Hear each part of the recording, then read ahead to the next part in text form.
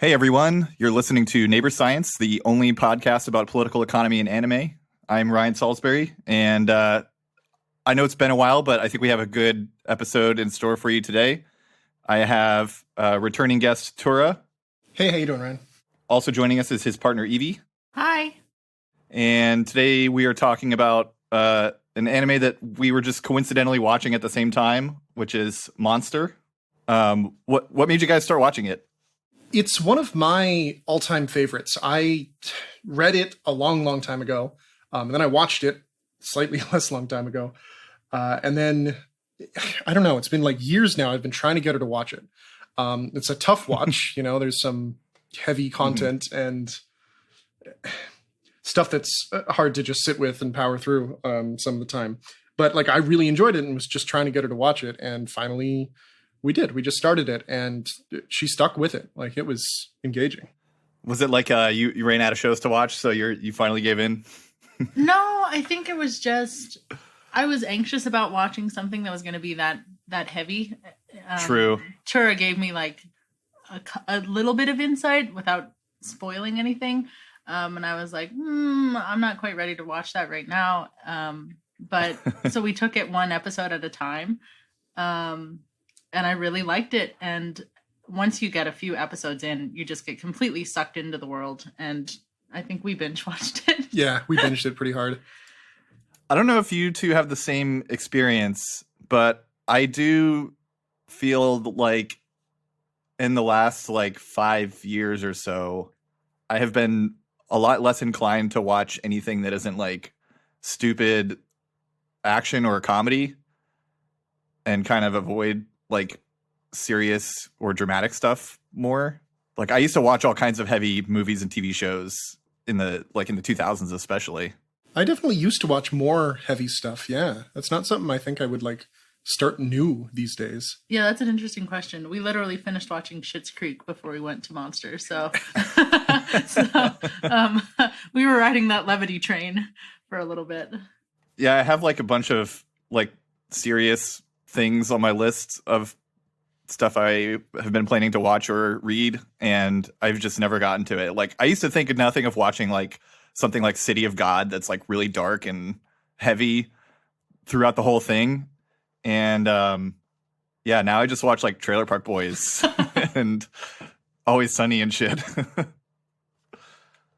Maybe the world's just too much for adding any additional stress to it or something. I don't know. I think that's kind of how it is when things get darker in the real world. You sort of want to not involve yourself in equally or worse dark fictional worlds. I get that. Yeah. I just want to watch people get in a giant robot and complain about how their job piloting the giant robot sucks. That's a real show, by the way. It's called Die Guard. I was going to say, it sounded kind of like Mega's XLR, which is American, or, I don't know. I used to watch Gundam when I was really little. Mm-hmm. Yeah, this is like Gundam, but if it were a real job that, sucks because it's work. True. I made a video last weekend that got a copyright notification on it because I used footage from that show. So it's fresh in my mind right now. Anyway.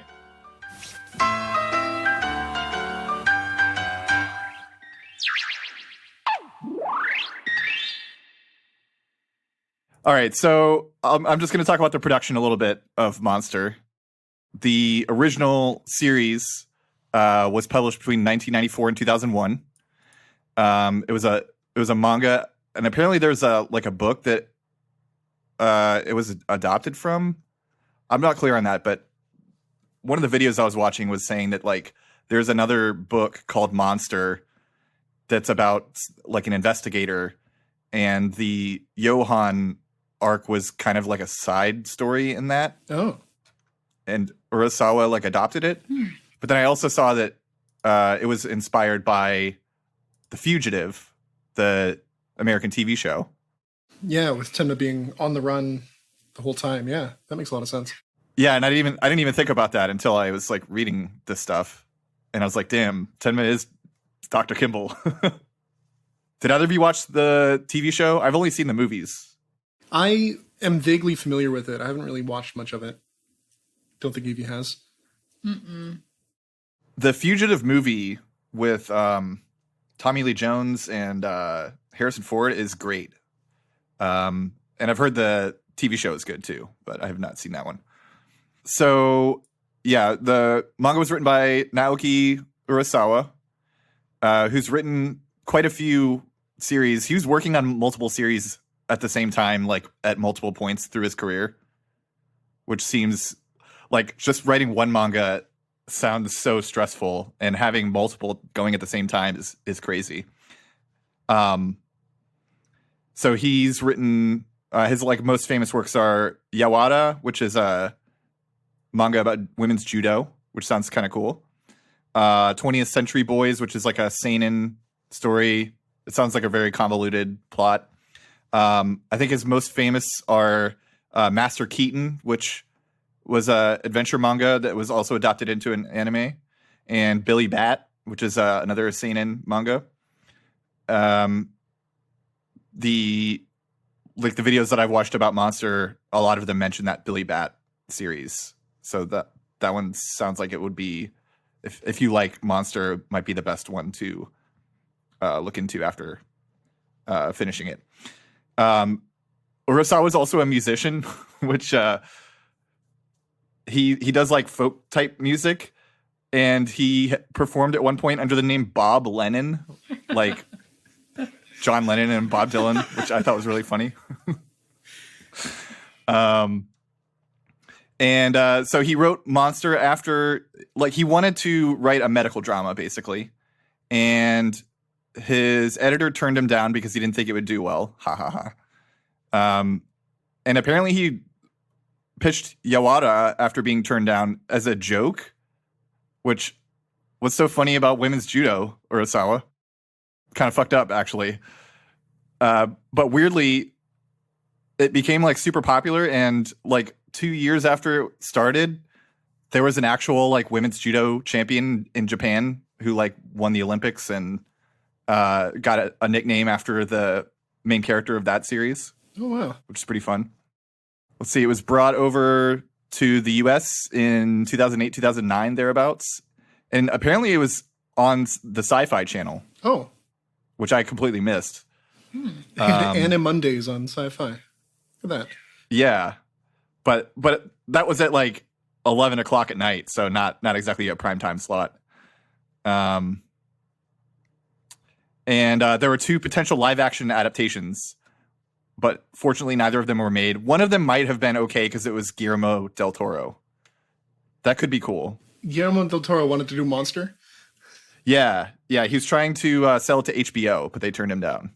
Oh, man, that would be really good. This is the worst timeline. I would watch that. I would watch the hell out of that.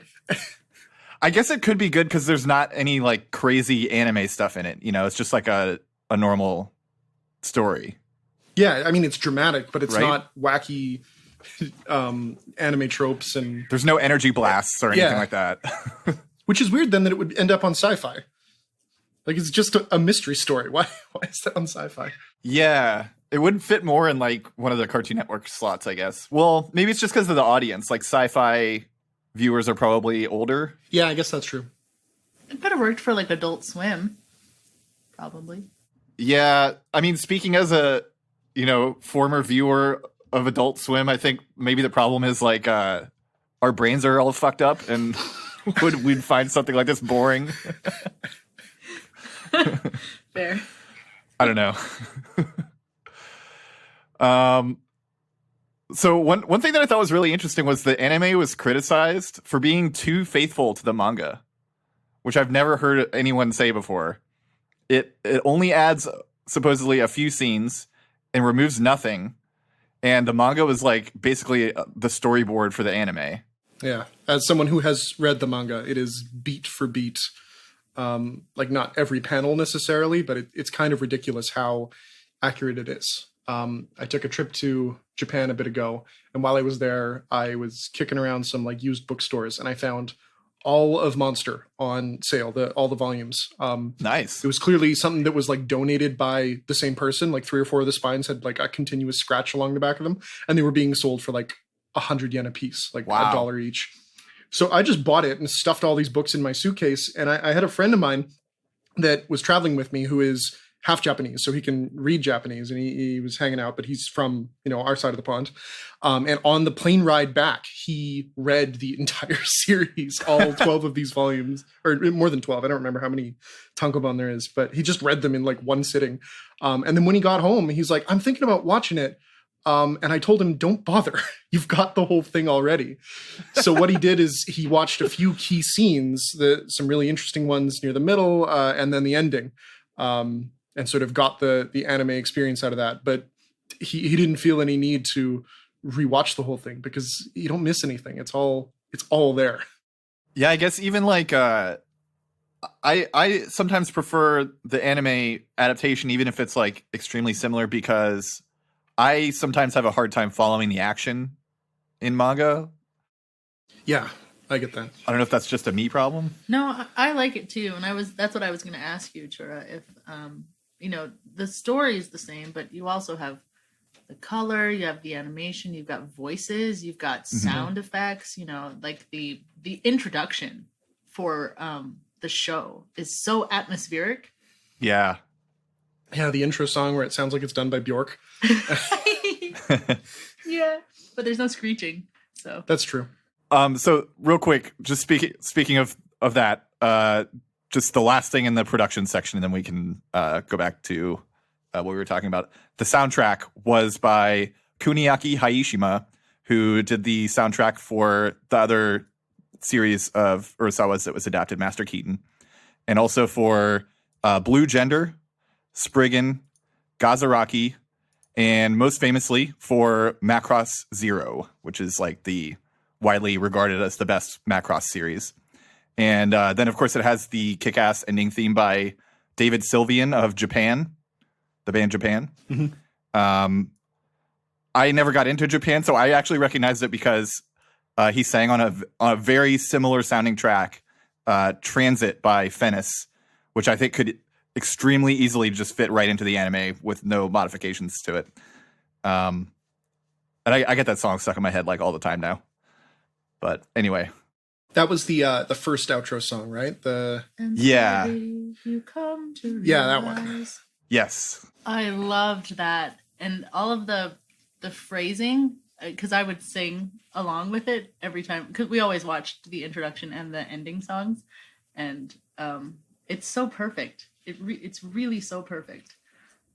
This is one of those series where you can easily do that. Like some shows definitely either the intro or the outro or both are like very jarring compared to the content of the show. But this one fits perfectly. I think you're right about that. Yeah, and you kind of need them. I told you, I always needed them to process after watching an episode. It was very helpful for me. Yeah. And you get those cool storybook panes on the outro, which sort of slowly move through. You get like foreshadowing with that. I think that was an extremely well done decision from a design perspective to have those storybook following you through the whole series. Yeah, both I think are like really ideal examples of what an anime theme should be. Both the sound and the visuals of it. Because the opening like shows you like the setting and some of the characters and like what type of show it's going to be like, and then the outro shows you like a lot of the lore. Yeah, which I think is perfect.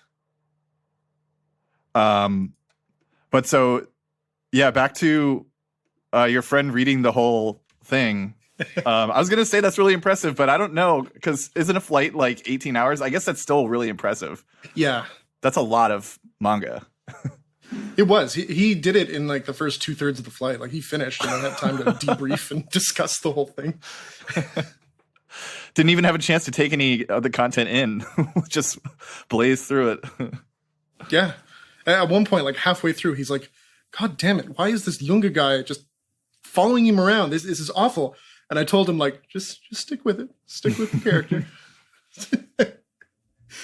I think that is one thing that like sometimes when I would watch a lot of episodes in a row really quickly, it was kind of easy to lose track of like who the characters were, or because they introduced so many characters. Yeah. And just like what in general is happening. Like it is one of those series where like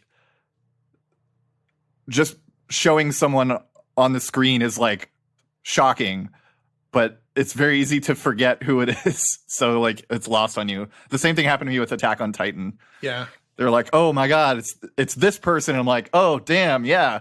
That guy. How did you find the pacing of Monster overall? I remember you making some comments about it as you were partway through. So like now at the end, how'd you find it? I was trying to figure out if you were making a joke about my tweet about pacing yesterday, or if you were legit asking. So it sounds like you're actually asking. I did find it slowed down a bit toward the end, but I think part of that is just maybe like missing the point the first go around. Like it's easy to focus on some of the more superficial details and not like try to put things together in your head. And so some of the stuff they're showing you seems like it's out of place or thrown together or something like that. Does that make sense? Yeah. Yeah, especially on a first watch. What's interesting for me as someone who's seen it a few times now is all that detail and all these new characters. I forgot like a good half of these characters by the time I came back and rewatched it. So it was new to me. And I sort of remembered, and now I can fit those pieces back together. But there's a lot to process and follow with. Then you have all these characters coming back by the end. And it's like, who was that again? And yeah, no, I mean, it's a lot to keep track of. There's definitely a lot of rewatch value for that reason, I think. There is, yeah. Evie, did you find it helpful to have someone with you that has seen or read the story more than once and could like explain things to you that were unclear? So there's a lot of shows that Tura and I will watch where Tura has seen it before and I have not.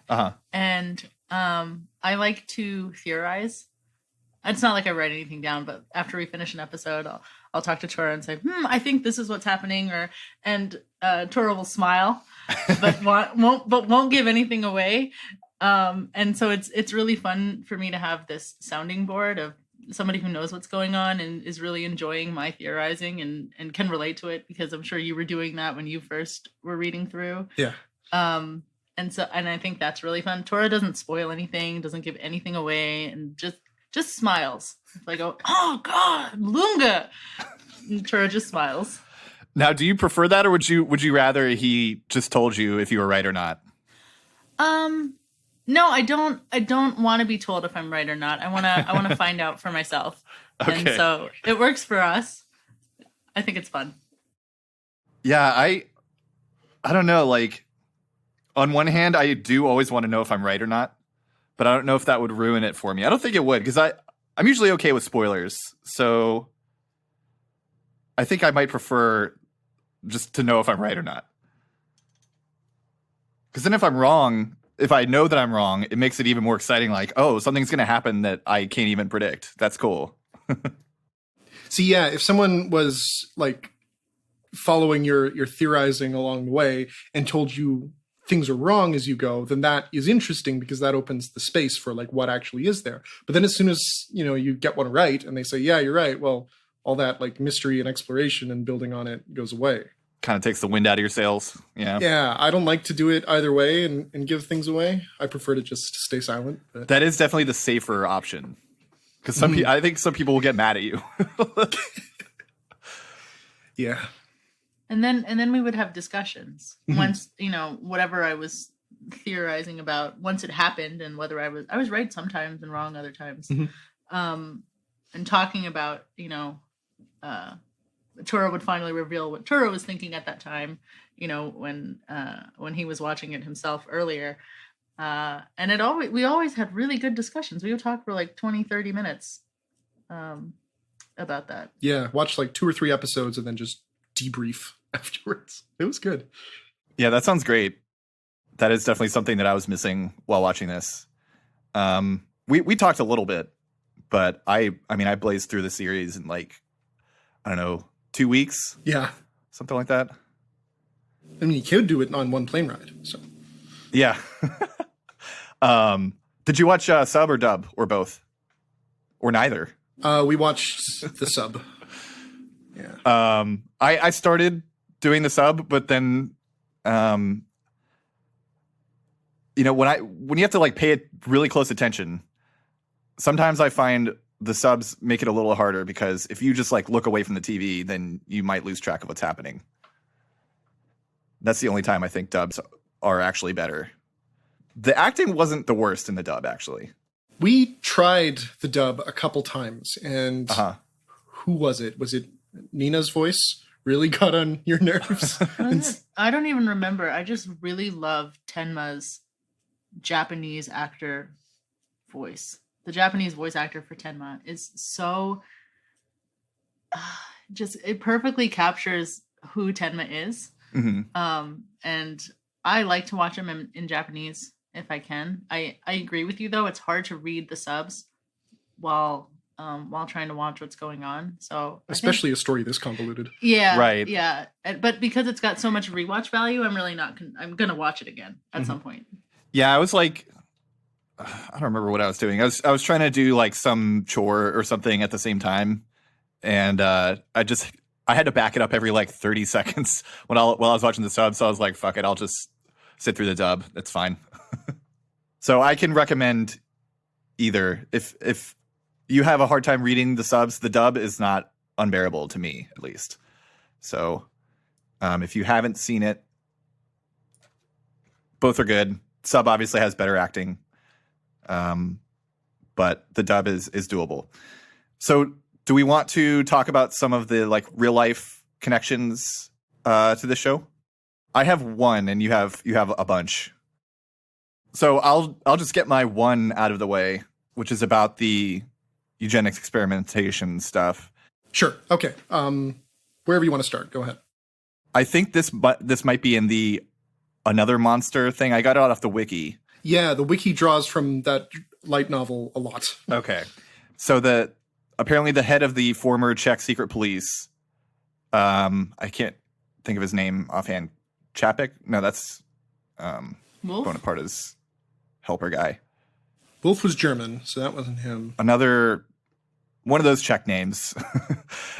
He speculates that the funding for the eugenics experiments, which they mentioned multiple times, they have no idea who it was, came from actual real life weapons company Omnipol. It's a Czech defense company. And when I clicked through their Wikipedia article, I found that they may have been involved in the Lockerbie bombing. Oh. Like they sold Semtex to Libya, which supposedly made its way to the people who blew up the flight over Lockerbie, which is wild. Wow. So that's all I really have. But did you find much else about like the concept of this Czech secret police? I looked around for some things on like Czech eugenics programs and stuff, and there was a society for that seemed to be somewhat influential, but I didn't get much about what like the secret police was actually up to or to what extent that was real, other than just being like policing in the USSR. Yeah, I didn't look into that, but I searched it just now. There is a real agency called Statny Bezpečnost, which is state security. Okay. And it was a real secret police force. I mean, it's just like an intelligence agency, I guess, basically. Okay, interesting. It does say here that the STB forced confessions by means of torture, including the use of psychoactive drugs, blackmail, and kidnapping. And that developed under the tutelage of Soviet advisors after the 1948 coup. Okay, that lines up with a fair bit of what my research came up with. Okay. Yeah, I mean, everything in this series, I guess with the exception of like Johann's like superhuman ability to like convince people to die Yeah. is very realistic. Yeah. I don't think there's anything that's like totally outside of the realm of possibility. The one thing that stood out to me as like really improbable is I was kicking around on the wiki as well, and a few times that another monster novel is mentioned, and Franz Bonaparte in Another Monster apparently developed the ability to like hypnotize people and make them forget their names and therefore like lose themselves and lose their minds. Oh yeah, that's over the top. He came up with that before he had ever like studied psychology. He just managed to do that when he was like 18 and did it to his father. So like that's a little out there. Okay. Maybe they just really wanted to forget who they are, and that's why it worked. He apparently did it to his father in revenge for stealing a woman that he loved. They both fell in love with the same woman. Interesting. And then that woman ran away, didn't stay with either of them, and her child ended up being Johann's father. So this stuff gets real detailed and fancy. Yeah, and this is like pulled out of the light novel, which is, I think, is considered canon, but it's also really weird because the author of the light novel, it was done in collaboration with Urasawa, but it's not Urasawa who wrote it. But the author of the... okay. I read differently. Is it Urasawa? Because I read this thing that said this is the person who wrote it, who was... I mean, you're probably right. I think it was just like his name was on it, so people assumed that he was the author.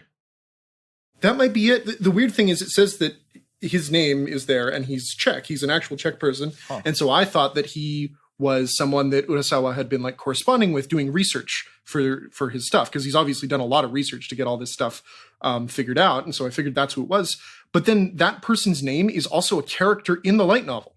He's the protagonist. And so I don't know if that's a fictional person or if that's like a real person that he then just inserted into this light novel. I have no idea. Yeah, this is super confusing. I'm looking at the wiki now, too. It says he's a freelance journalist who wrote Another Monster. He became interested in Johann's case because he has been working in another case that he's been following. The case, the Gustav Kottmann axe murders, he claims was inspired by Johann's action 10 years before Kottmann committed his serial killings.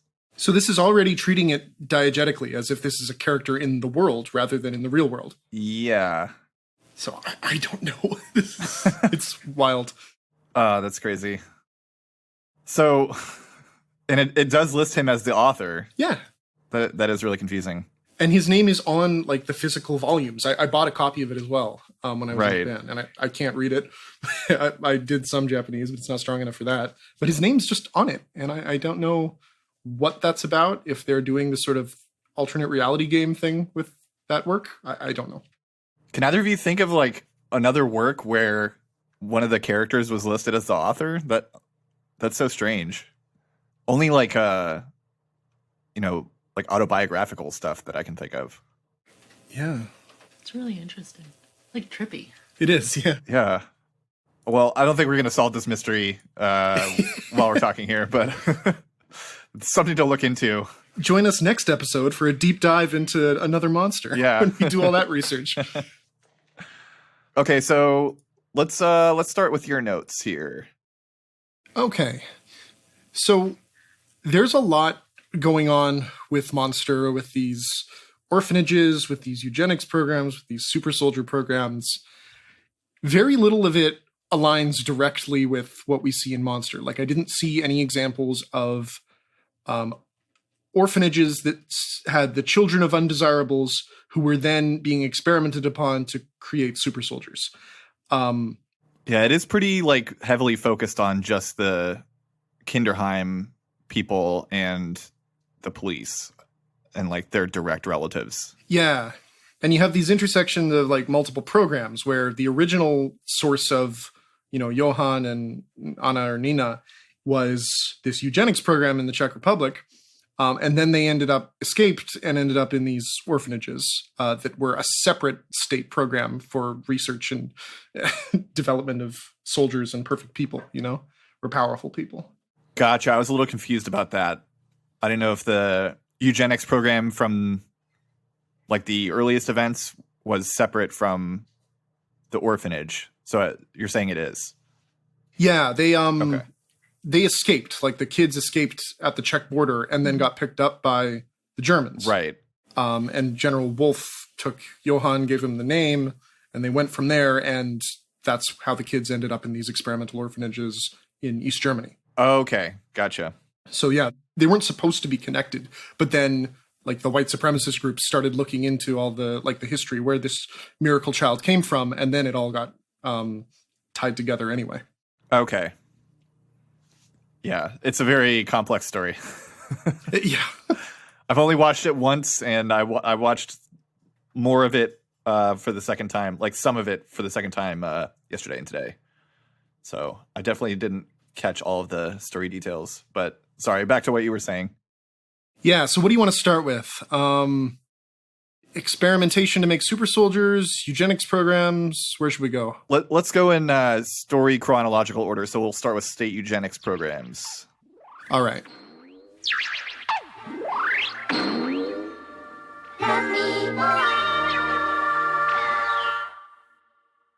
So I found an interesting article that describes a lawsuit against the Czech government specifically. So there were obviously eugenics programs in like Nazi Germany, but there was one specifically in the Czech Republic more recently, and Czechoslovakia before that. So numerous Romani women had been sterilized without consent, either without being asked at all whether they wanted this procedure, or they signed documents about procedures that had not been properly explained, and they didn't know that sterilization meant, or like what they were told meant being unable to bear children thereafter. Mm-hmm. So they had signed off a consent, but they didn't know what they were getting into. Prior to November 1989, the Czech state had explicit eugenicist policies in place against Romani people. They were promoting assimilation with these groups. And the measures, here's a quote, the measures included efforts by social services to control the birth rate in the Romani community to stop it presenting a social risk. However, some of the cases that they were being sued for in this lawsuit occurred after 1990, which is after these assimilationist sterilizing legal measures were gone, like they had been removed. But the cases kept happening, and it was due to these doctor-patient interactions. So the doctors were just keeping on with the old policies, even after the laws had been removed. And then near the end of the article, it jumps into this digression of the history of several what it calls eugenically oriented social systems. And it talks about Sweden, Switzerland, and Czechoslovakia before, the collapse of the USSR. And all three of these states made use of sterilization of various undesirables. They were overwhelmingly performed on women, and particularly mentally disabled women and those of low social status. And there was a statistic where it was like in one city, they had like 387 sterilizations performed, and 370 of them were on women. So it was very much like gendered violence as well. Then they give some details about each one. In the Swedish case, they viewed sterilization and eugenic purification of these populations as being a vital factor in maintaining a stable welfare state. So they viewed their ability to care for and provide for their people. A key part of that was this very good progressive way to take care of your citizens. You then had to get rid of the undesirables who parasitized on that good system. Switzerland sterilized a lot of young women for the same reasons, being unable to care for your children or having some mental issue. And in the early 2000s, there was a push to create a reparations program for those affected by earlier eugenic policies.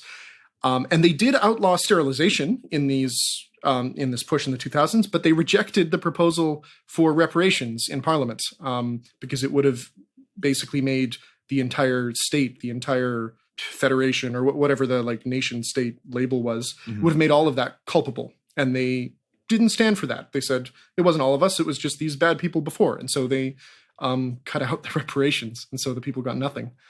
In the Czechoslovak case, which is, more relevant to what happened in Monster, there was a surprisingly powerful Czech eugenic society, which had institutional backing. They created a program that included the establishment of legal measures allowing not only sterilization, that was their main form of action, But in addition to that, eugenic marriage revision, which means they would look you up and look up your history. And if they didn't find that you and your partner, your spouse, were of good breeding stock, of good genetic lineage, they would legally null your marriage and prevent you from remaining together. Wow. Yeah. What's good genetic lineage mean? I mean, it depends who you're talking to. In Germany, it was pretty flexible, blonde hair, blue eyes. In Czechia, they tended to care more about having Czech lineage. And I think there was also a push for like Slovak lineage, eugenics of like the other ethnic group that was in there. But the Czech one seemed to be the strongest. So that specific ethnic group was being prioritized. I have a quote from a Czech eugenics representative, sort of tying in this appeal to like the welfare state and also like social conservatism against charity. He said, "Charity is rightfully reproached for its blame in proliferating the inferior, in the degeneration of mankind, that thousands of the abnormal who would have perished alone in dirty corners are preserved with care and love, while hundreds of thousands of the normal lack such love and care." So you see that same thing that Sweden was doing, where our ability to care for the normal and the worthy is impeded by caring for the abnormal. So we shouldn't do that, and we should sterilize anyone that doesn't conform. So that's the Czech stuff, and I also have some information about German Nazi eugenics programs. It's so telling that their answer is not, well, we should fund the welfare to take care of the normal people, but we should sterilize the abnormal people instead. Yeah. I was surprised, like, reading this stuff, like these progressive states that take care of you are also the ones that are using that exact same reasoning to justify mass sterilization of, undesirables. Yeah, there's that extremely accurate meme of Europeans when they're talking about anti-black racism in the US and it's like MLK, and then Europeans when they're talking about Romani people and it's Hitler. Yeah. But I was trying to find it, but I wasn't able to just now. I read a tweet like a couple of weeks ago where someone was saying, it was a indigenous woman, and I can't remember if it was in the US or Canada, but she was saying that like she was forcibly sterilized by a doctor while she was like in a hospital for some other like unrelated thing. They basically just like anesthetized her and like gave her a hysterectomy or something like that. Was that like recent, like 2017 or something? That rings a bell. I think that was in Saskatchewan, so that was in Canada. Okay, yeah, and the doctor just said, "Oh, indigenous women are too fertile, so we have to do this." So that stuff is like not stopped, really. No. And I mean, obviously, there's like plenty of people out there who, don't see anything wrong with this, other than maybe like, we should do like voluntary eugenics or something instead. Voluntary sterilization. Yeah, that goes well. Yeah. But it does seem like the attitude is still very present. It's just maybe not PR friendly enough to be what was it? A Czech eugenics representative? I've never heard of that title before. It was a representative of this Czech eugenics society. That's wild. And they like publicly propagandized the public. Like they had institutional funding to send messages out to the Czech public to promote their message. Like the government was on board with this. Yeah. Yeah. Genetics is trying to move like really, really far away from all of the eugenics history. And so were they more connected historically? Oh yeah. I mean, Okay. if you think about it, like I don't know how familiar you are with it, but yeah, I didn't know if it was like evolutionary biology where, social Darwinism like wasn't exactly like, I don't know, concomitant, is that the right term, with actual like evolutionary science? But yeah, I didn't know whether eugenics and genetics were or not. That's more of a they were wrapped up from the beginning thing here. because we talk a lot about the forced sterilization and particularly like women with intellectual differences, like the nuance that you have to have in that counseling session, and what is consent, like we talk a lot about consent, and if somebody wants to undergo genetic testing, or particularly with like IVF, and I don't know if you know, but there's it's called pre-implantation genetic testing. So you can test the embryo to see if it has chromosomal differences. So chromosomal differences are like Down syndrome, or you can also test for certain genetic conditions, like maybe the couple, both partners are carriers of cystic fibrosis and they don't want their child to have cystic fibrosis. So you can test the embryo for something like that. But that kind of is going in the line with, you could argue that to some degree that's voluntary eugenics. You're selecting against certain embryos that some individuals select against embryos that are suggestive to have Down syndrome. Or some couples will select against, maybe they wanted a male.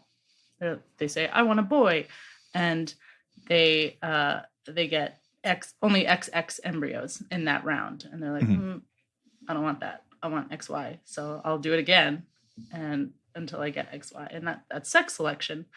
So it's still around. So do you have I don't know a ton about eugenics. So do you know like what the ethical arguments are like for and against that type of selection? It's muddy. I mean, if it's too much, we don't have to go into it, but I was curious. Yeah, ultimately, like what we're working off of now is that it's the patient's choice, whatever the patient wants to do. But there are arguments, like the Down syndrome community on the whole argues about this selection against the existence of individuals with Down syndrome.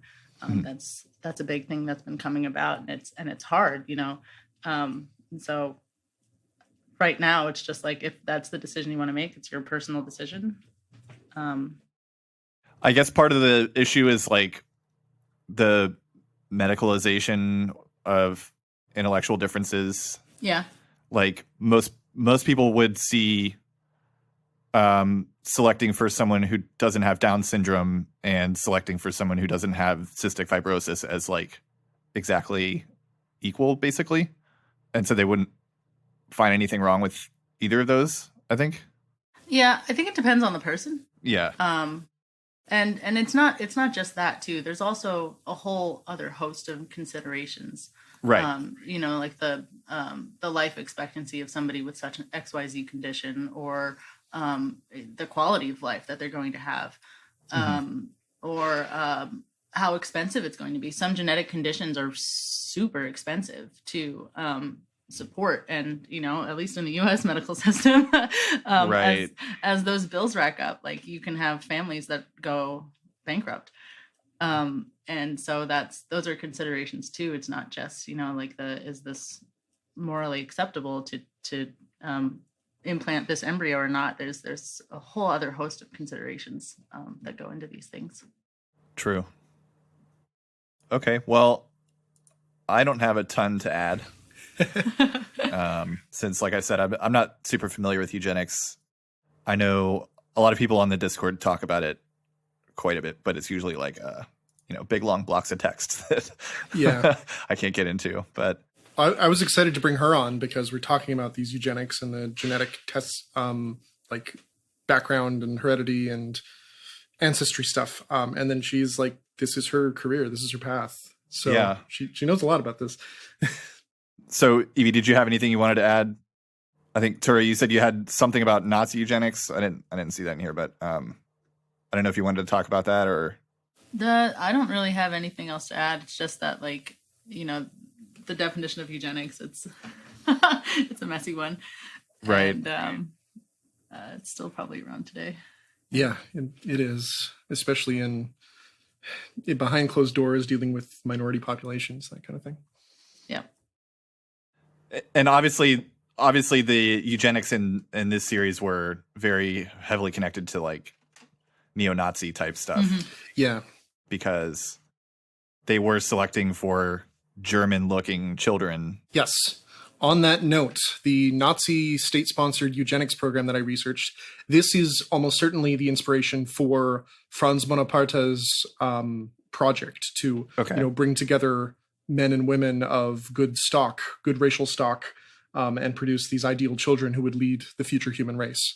It was almost certainly inspired by this actual Nazi program called Lebensborn, which was started by Heinrich Himmler, who was the leader of the SS.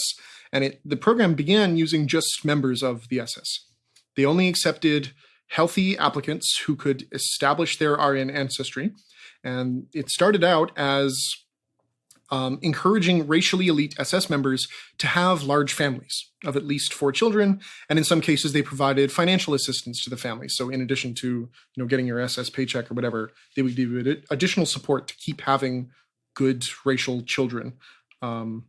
And SS members and their brides had to pass medical examinations and background checks concerning their family's racial and psychological history in order to be allowed to marry. So if you had any history of mental illness or mental differences, that was unacceptable. Hereditary epilepsy came up. That was something that would disqualify you from this program. You wouldn't be given support. The program, in addition to just like SS men, targeted unmarried pregnant Aryan women. Aryan in quotes there because the standards for what counted as Aryan were pretty murky. But they would find these women, provide financial support, and give adoption services and private maternity homes away from family and acquaintances in order to discourage abortions. So abortions were illegal in Nazi Germany, except when they were state-sponsored. There were hereditary health courts that ordered abortions and sterilizations for undesirables, other ethnic groups. They were a lot more heavy-handed with it. Like anyone that wasn't the right kind of German or blonde-haired, blue-eyed European would be, up for being aborted or sterilized at that point. But outside of that, abortions were illegal, and also being married out of wedlock, being pregnant out of wedlock was heavily stigmatized. And so this program, which, they were very socially conservative and wouldn't promote you getting pregnant out of wedlock, but they would give you a maternity home away from your family and acquaintances to promote you having the child after all, so that the program could take the child away from like prying eyes of family and friends and acquaintances. Oh, okay. That makes sense. I was a little confused how a private maternity home would discourage abortion, but yeah, when you connect it to they're going to take the child away, that makes sense. I think in most of those cases, they would take the child and then they would place the woman back, with the fam or wherever she had come from, to minimize that stigma. But then the program has one more child to work. I wonder if they also hired writers to come up with stories of where they were for 9 months. Yeah, I think they only needed to do that for the last few months when it's like really visible. But yeah, I mean, they had this whole thing on taking these women away so that they could have this child in secret. Later on, so originally it was just about having more children with Aryan ancestry, right? Like that was their purpose, getting these, they considered the SS to be the elite, the intellectual and racial superiors. So then we want to promote having as many children as possible among that group. But later on in the war, there were concerns of losing too many racially valuable soldiers. They were obviously losing a lot of men in the war. And so Himmler started looking for other sources of children. And so in occupied territories, German forces impregnated foreign women, and the children were taken by the program. So they were being encouraged to essentially rape these women in order to have more children that were at least partially racially perfect. And they would then be taken in by this program. Additionally, thousands and thousands of foreign children who had German ancestry or just showed what, quote, appropriate racial features, which meant blonde-haired and blue-eyed, and it didn't matter in what part of like the occupied territory you were in. If you saw a kid like that, they could be snatched up. And these kids were kidnapped and placed with German families. And apparently the families in this part of the program weren't even told that the children were part of any eugenics program. They were just told that these children had been orphaned by the war. And children were mostly taken from Eastern and Southeastern Europe, areas like Czech Republic, Czechoslovakia, when that was occupied. And an estimated 7,000 children were born into Lebensborn, this program, the homes for that. And many more than that were kidnapped from occupied territories, but numbers are extremely hard to establish by now. And so this original sort of conception of Lebensborn as being, let's find ideal men and women among the SS and have them breed to have good children, that's almost certainly where Urasawa got his idea for Franz Bonaparte's breeding program that he started up in the Czech Republic. There's like so many parallels, like with various parts of this that you described to, I mean, tons of different things, like taking the children of undesirables and foreigners and rehoming them. Mm-hmm. I mean, it sounds exactly like, you know, taking indigenous children in the U.S. and or black children and having them adopted by white families. Yep. The encouragement of procreation has parallels to like modern Japan. I don't think they have like necessarily programs that like give people a ton of resources for that, but I do know that like low birth rates is seen as like a huge problem in Japan by the right. Mm-hmm. Mm-hmm.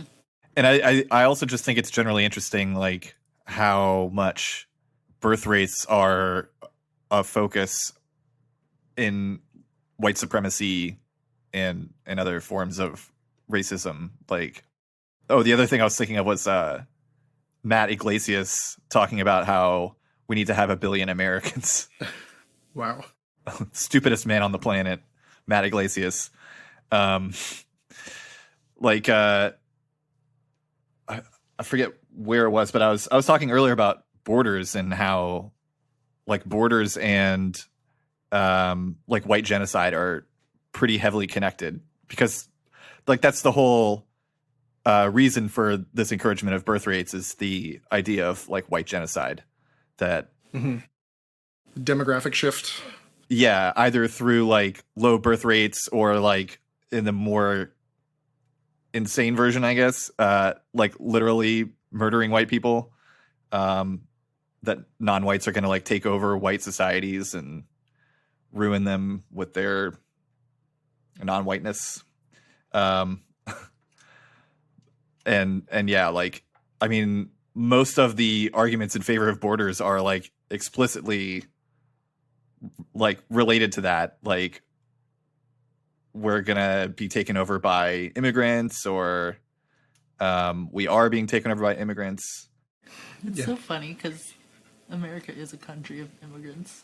Don't tell the Americans that.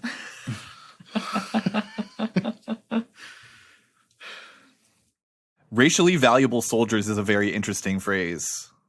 Yes, that was one that I pulled out as a quote. Now, did they mean like literal? They mean like literal soldiers, right?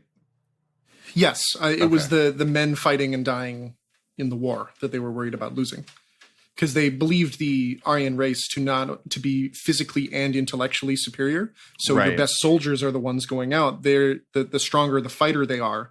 That's also an indicator of their value in racial terms. So then your best soldiers are going out and dying, and then they're not reproducing, and that's a problem. So if they're the best, shouldn't they not die? Yeah, the reason I wasn't sure is because I don't know if you know who Tariq Nasheed is. He's like a, I guess he's sort of a pundit, but he's like a very pro-black pundit, and he calls cops and other like random bystanders that do like cop shit race soldiers, usually. Race soldiers? Yeah. Because they're usually, you know, either policing or just directly like fighting, doing violence against black people in service of whiteness. So I thought there might be a double meaning there of racially valuable soldiers, but yeah, it's just literal. Yeah, I don't think it works. It's racially value in their like Aryan eugenic terms. Yeah. And I was even thinking, like, while you were explaining it, like, oh, why didn't they just have the, undesirables go fight? But you answered that as well. There's an anime out now for the spring 2021 season called 86. I didn't think it was. I watched the first like 3 or 4 episodes and I didn't like it, but the concept was sort of similar to that. They were in this like Aryan sort of empire, like Nazi German sort of empire, and they were fighting a war that was supposedly fought with drones, but the drones were actually just like mechs piloted by their undesirables. And the main character was like one of the people who basically directs the so-called drones. And she was like the only person who thought it was like bad to do that. Kind of an Ender's Game situation. Interesting. Yes. Yeah, exactly. Yeah, I don't have anything else to add for the Nazi eugenics stuff. The other stuff I did research into was super soldier programs, which were sometimes connected to the eugenic stuff, but rarely directly there. So Monster sort of mashes all that stuff together. So Nazi Germany was pretty well known for doing things to develop super soldiers. Some of their biggest ones were using drugs. There's a interesting book about that. It was called Blitzed, Drugs in the Third Reich by Norman Ohler. Good book. Talks about all sorts of things that they did and tried with that. But they used drugs to enhance their soldiers' performance.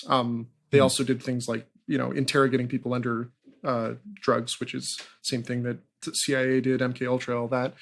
And the Czech secret police, as we just found out. Yeah, you mentioned that. Yeah. But this, like, using drugs for their soldiers was a big thing. In 1940, they had this pharmaceutical that they developed called Pervitin, which is just methamphetamine. It's crystal meth. Hell yeah. And they found that it reduces fear, it reduces your need to sleep, and it makes you more aggressive. And these 3 reasons seemed perfect for the German army in 1940. That's a quote from Blitzed, or from Norman Ohler. I quoted him in a video, but I think that line comes directly out of the book as well. Then, after they'd figured out Pervitin worked for that, they created a cocktail. And it was Pervitin, cocaine, and oxycodone as a painkiller. Those together made a super drug. Have you ever heard of D9? No, I don't think I have. It's written D-IX, but I think it's pronounced D9. I thought it was pronounced Dix. So their purpose here was to provide superhuman endurance, and they tested this out on prisoners in concentration camps, Sachsenhausen specifically. And so they took test subjects, gave them this D9, and they found that subjects could march for up to 90 kilometers in a day without rest while carrying a full 20-kilogram backpack. And that's 55 miles for us Americans. Yeah. Without stopping, without taking rest, without eating, drinking, they just went. That's the most boring way to do meth. I'm sorry. It is, right? So their purpose with this was to mass produce it and issue it to the entire German military. That was their goal with it.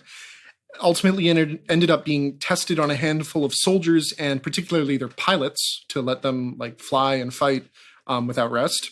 And it was slated to be put into mass production, supplied to all German troops, but the war ended before the drug was put into mass production. So I don't know how that would have gone if they had gotten all their soldiers hopped up on this cocktail, which, I mean, I imagine it drops your life expectancy pretty strongly. One article I read said that it was monstrously addictive. Big surprise. But there was an anecdote on one article I read that said early when they were testing methamphetamine, they were in a skirmish against the British, and Churchill basically said, we'll just wait them out. In 12 hours, they're going to have to rest, and that's when we will do our counterattack. That's the most British response ever. Oh, we'll just queue until the tide. Yeah. And it didn't work because they were all high on meth, and after 12 hours, they were still going strong, and they lost this battle because the Germans just kept going. They were still thinking of new electropop album concepts. And so ultimately, like, I don't know how much effect this had on the tide of the war. If they had gotten D9 out in mass production, might have been a big deal. But like, so that was a big super soldier thing that they did. And some of the stuff they were doing in Monster at Kinderheim was like interrogating Johann under the effect of drugs. So not a lot of this was put in specifically. I don't know how much like the Magnificent Steiner stuff may have been influenced by drug experimentation with Grimmer. I suspect it was. That's something I get the feeling of, but they didn't go into that in detail. Didn't I read recently that like U.S. soldiers in the Middle East are given some sort of speed as well? Am I remembering something else? I hadn't heard about that, but I wouldn't be surprised. Yeah. I mean, it seems like once you have speed, like you're not gonna not give it to the soldiers, right? Yeah. We give it to truckers to keep them awake. Yep. We do? Yeah, trucker speed at gas stations. It's for truckers to avoid nodding off while they're driving. Oh my gosh, is that an add-on we can use in Euro Truck Simulator? You'll have to find that out for yourself. I bet someone has modded that shit in. All right, so the last of my research on the super soldier stuff. So you've heard of MK Ultra, CIA program with all sorts of drugs and mind control and hypnosis and all stuff they were doing? That is, of course, the one thing here that I have heard of. Okay. So it's interesting. I kept Googling and looking for Soviet super soldier programs, Soviet hypnosis programs, Soviet mind control programs. And damn near every article that I found was about stuff that the CIA was doing. And then they also said, but of course the Soviets were doing much of the same thing. With little to no detail on exactly what they were doing, but loads of detail on the shit the CIA was doing. So they had these programs. One was called, the big influential one that people have heard of is MK Ultra. Mm-hmm. And a big part of that was using drugs to force confessions in interrogations. And that's something that they did in Monster. Johann was, there, at one point they talked about him being kept on sleeping pills. And after that, they had that tape of him being interrogated under drugs. And he's just sort of not fully lucid, barely able to answer questions. But that lines up with stuff that was actually done with LSD and other drugs, which were used to sort of weaken the will. They were used as like truth serums. And another part of MK Ultra that happened, and I don't know how effective it was, and the Soviets also did this, was using hypnosis for the same kind of reasons, to weaken the will. Mm-hmm. And that's also where we get ideas of like sleeper agents, where people get like programmed as a Soviet soldier and then sent back to the US, and then they can be like activated with a code word. That kind of thing came out of these declassified documents about what the CIA was doing, and that they believed that the Soviets were doing the same. And do you remember, Ryan, I seem to recall Franz Bonaparte doing some hypnosis stuff with kids. He would like hold his hand out in front of their face and like manipulate them somehow. I missed that. Okay. I was just thinking of, I remember that. This is stupid as shit, but Captain America, the movies. Yeah, I've been thinking about Captain America the whole time. Yeah, and how Winter Soldier is like programmed with, you know, those like complex Russian phrases or whatever, and he's like activated by those. And it's interesting, like people seem to be pushing back lately on the idea that superheroes are basically like a white supremacist mythos, but I think it says something that one of the most popular American superheroes came out of this super soldier program, and the other super soldier programs were basically like white supremacist programs. Yeah. But anyway. So, like I mentioned, I couldn't find much about explicitly Soviet programs. It's all just like CIA stuff. One extremely nebulous exception, and this is one of my favorite things that I found doing research for this. There's this book, ostensibly, called The Secret Weapon of the Soviets, and it was written by an American historian called Jeff Strasberg. So all I could find about this book was secondhand accounts. So not the book itself, not any like actual review about it, but the secondhand accounts claim that it describes Americans who came upon Nazi laboratories. And in those Nazi laboratories, like after the war, when they were clearing everything out, they found bodies of Soviet soldiers that the Nazis had been experimenting on, dissecting, vivisecting. And those Soviet soldiers had metal prostheses. Their arm and leg bones had been replaced with steel.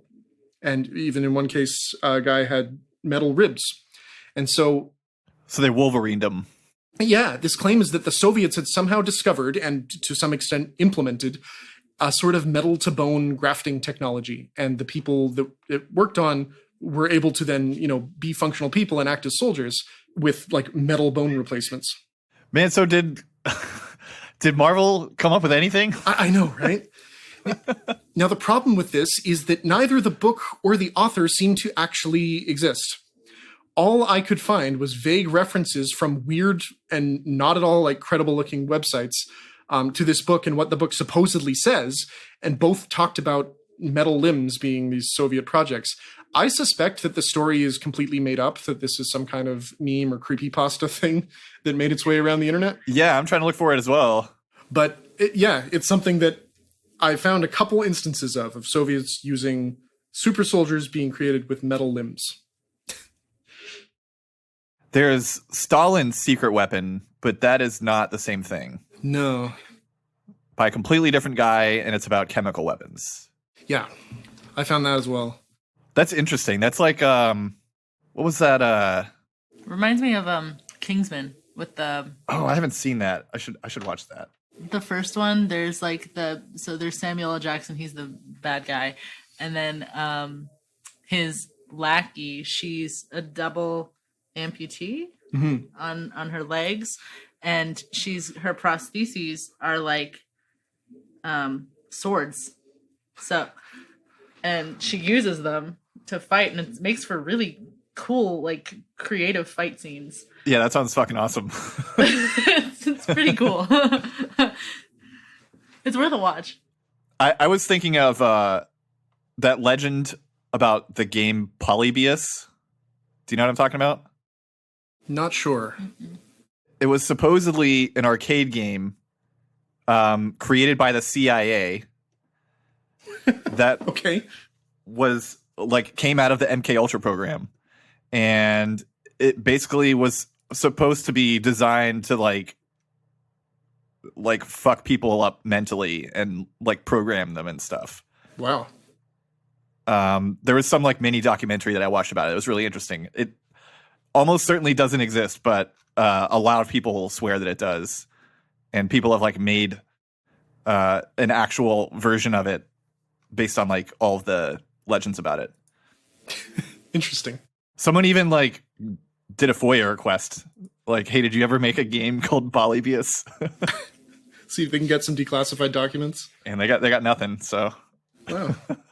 Okay. It apparently influenced the movie The Last Starfighter. If you guys know that one. Not familiar. Oh, it's a great 80s movie. It's about a guy who plays this arcade game that's a recruiting tool by basically like an alien military, like alien space force, and gets recruited into their starfighter program. It was cool. I would recommend that one. But anyway, all we have left is the very depressing. Yeah. How about child experiments one? Let's talk more about the actual show. And then maybe we can come back to this. Yeah.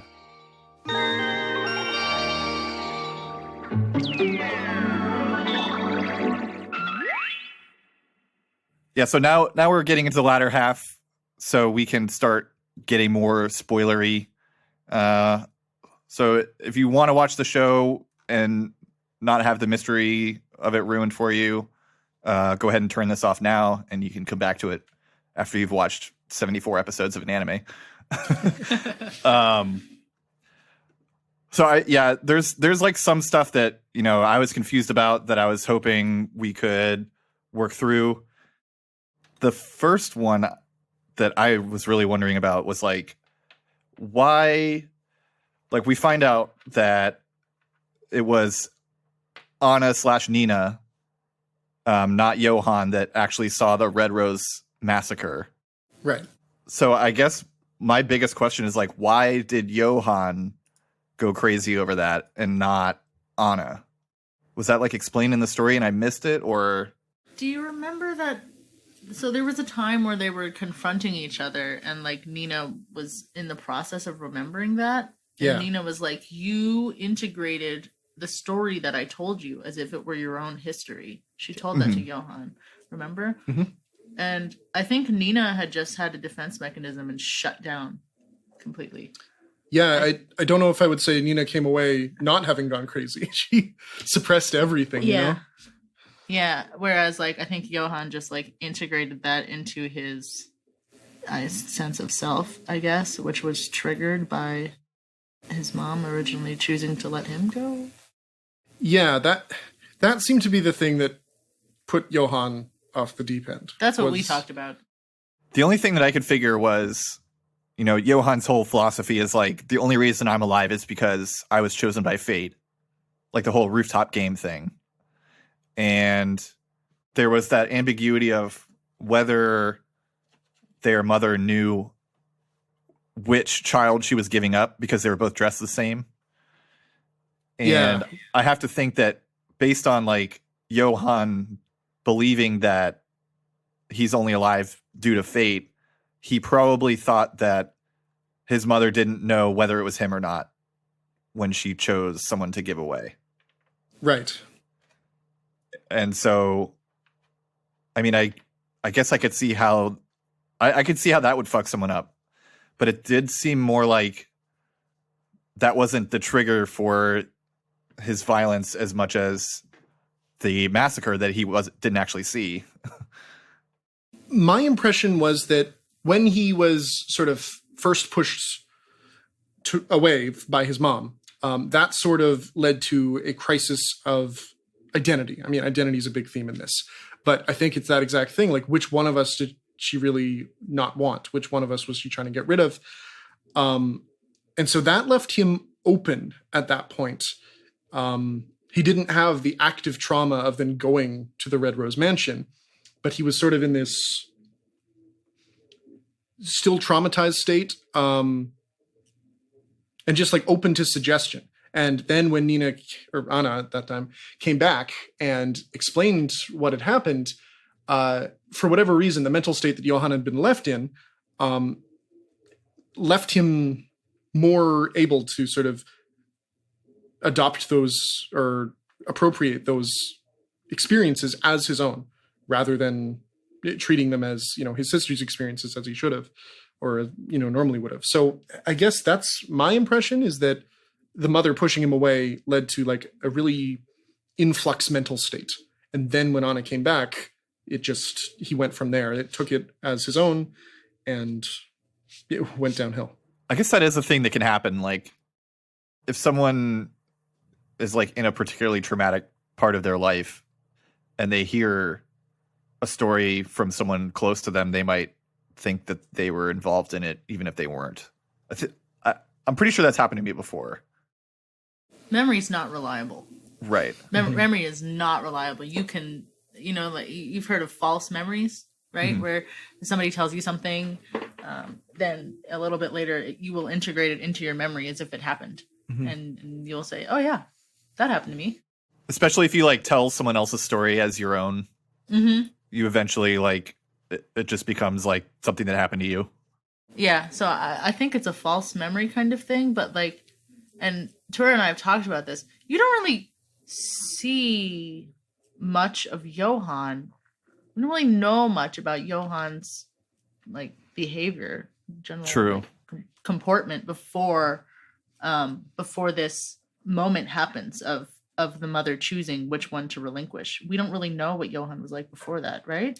Yeah, you get them as like babies, these twin babies in a crib, and then you get them, right, their mother pushing one of them away. Mm-hmm. Like that's the whole. And you see Johan like scared there in that image, and then the next thing that you see is Johan in the room, holding the book, waiting for Anna to come up the stairs, and there already you see the look in his eye that he has for the entirety of the series. That like controlled, I wouldn't say malicious, but creepy smile. yeah, that like and the half open eyes. Yeah. I guess the other thing is like because the mother was trying to pass them off as one child, he like didn't really have an identity. Mm-hmm. She was like she had already chosen Anna, or Nina as her child. And we talked about that too. Yeah. Like why have them dress how I have them both dress up as girls? Why not have them both dress up as boys? Right. Mm-hmm. She was clearly trying to give the impression that she only had one child with her, presumably to attempt to hide from the Czech secret police. Yes. But she then chose to hide them that way by dressing them both as girls, which, yeah, it's an interesting choice. I had forgotten that he read the storybook in between. Like while Anna was gone, he had the book in his arms when she came back. So clearly he had read it at that point. So I think this like mother pushing him away thing, crisis of identity, he then read the storybook and sort of integrated that into his psyche. And what the monster does in the storybook is take other people's identities. Yeah. So maybe that's what he did there. He had been sort of profoundly influenced by this storybook. And then when Anna comes back and tells her story, he takes that actively as his own. And it's not like he doesn't live as her at parts in the future. So yeah. And weren't those books like meant to kind of alter the mental state of the children reading them? Like, wasn't that the whole point of those book reading sessions? I think you're right. Yeah, I think you're right. So like he was in a fragile state, very fragile mental state. Okay. His sister's been taken away. He's just sitting there wondering if that would have been him. And then he has this book, latches onto it in his very fragile mental state. And that like just fills in the cracks of where he's broken a little bit. And I guess he just rolls with that for the rest of his life. Mm-hmm.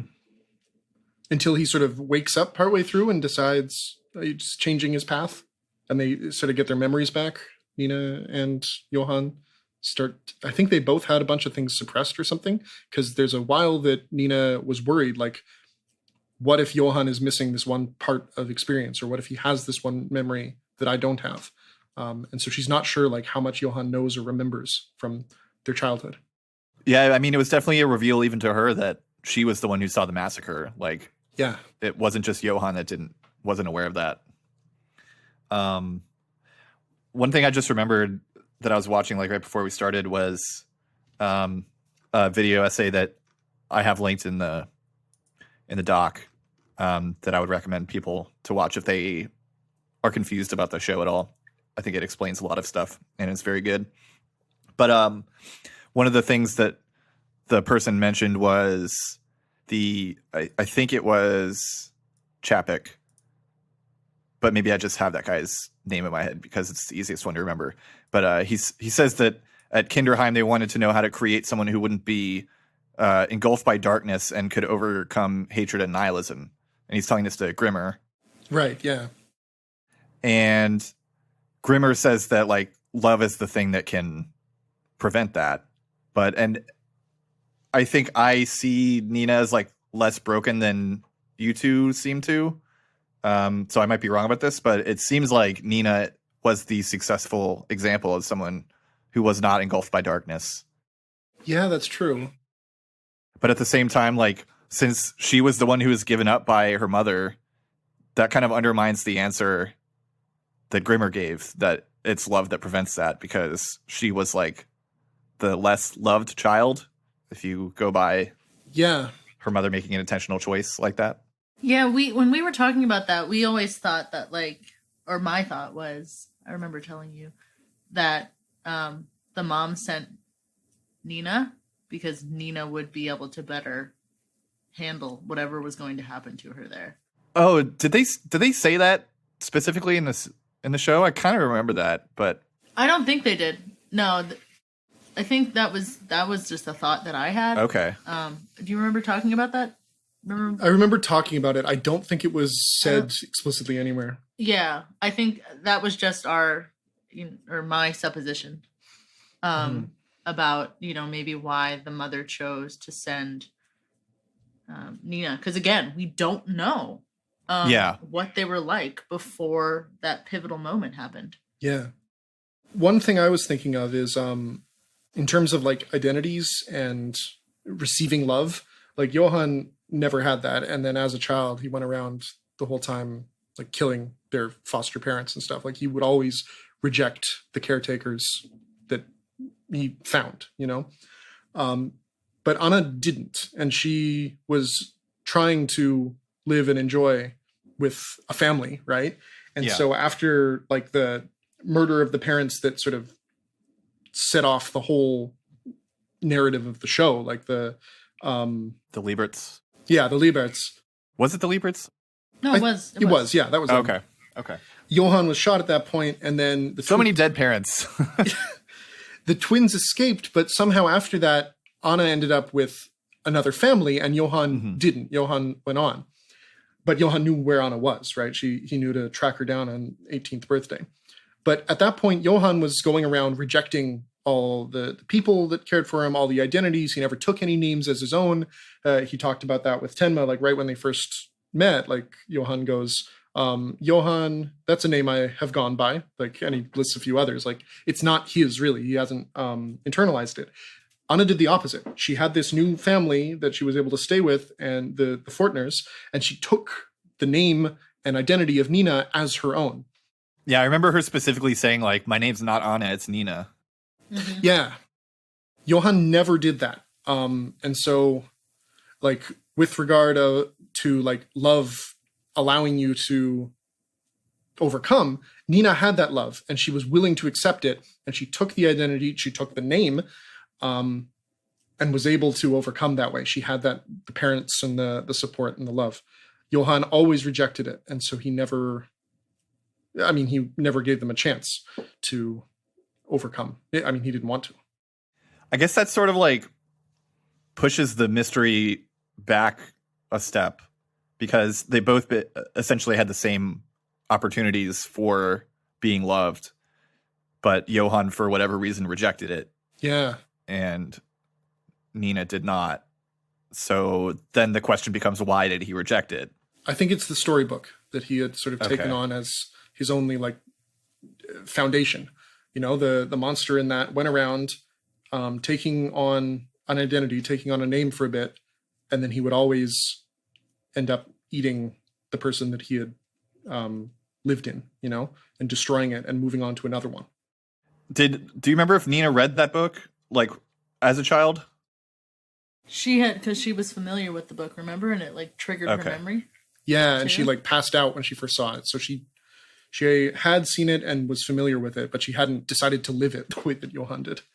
Yeah, I guess trying to figure it out any further would just be like, how do humans develop personalities and ideologies and understanding of the world, which is a big question.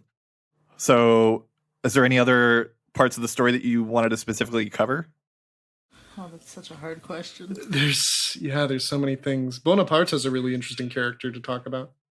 The biggest one, I guess, is the conflict between Tenma and Johann's philosophy of all lives being equal. Well, I guess there's a three-way conflict. All lives are equal. All lives are equal only in death, and all lives are not equal, from Eva. Yeah, Eva. It seems that, like, Johann says that all lives are equal only in death. I don't know, like, his original motivation, at one point, you have a scene where he's a child, and he goes, I want to be the last person standing in a wasteland of a world or something. And that seems to be his original motivation, and why he, like, starts the criminal syndicate or whatever he does, and gets all these subordinates so that he can just go and destroy everyone that knows about him, and then seems to want to just, like, kill wildly and massively and be the last one standing. Mm-hmm. And then he changes his mind and wants to have the perfect suicide. But either way, he views himself as the sort of centerpiece. So, yeah, I think he definitely views himself as in some way superior, but he also doesn't value his own life, because he encourages Tenma to kill him, and he walks along the edge of the building playing with the kids and would be okay with falling. Like, yeah. Yeah, I guess the other biggest part of that is the fact that, you know, Tenma was applying his philosophy that all lives are equal when he saved Johann. But at the same time, it was just fate that Johann arrived to his hospital, first of all. And before the whatever statesman guy was, second of all. So, like, he kind of was saved by fate in a way. Yeah, he does seem to have that fatalistic attitude where he has these plans, things that he works towards, but ultimately how things turn out, he's just going to point at his forehead and be fine with it either way. Like, he's not mad if he dies. that would be fate. Right. I think that's what makes him so unsettling. Yeah. That he's just like willing to be killed. Yeah. And that he's just like, okay, Shoot me then. that is what it is. Yeah. And it's not even like in the aggro, like you're too scared to do it kind of way, you know? Like Roberto. No, it's just complete acceptance. Yeah. Ugh, Roberto. Don't like Roberto. Definitely the most hateable character. Can't think of anyone worse than him. He's somehow an absolute stud, though. This piece of man meat that keeps going around and seducing all the women. Yeah. I guess if you were a German guy in the 90s with a mullet, you were just extremely hot or something. Yeah. He does that like 4 different times in the series. Yeah, It's he so does. weird. He can get it, man. Oh, yeah. Potsy in the back.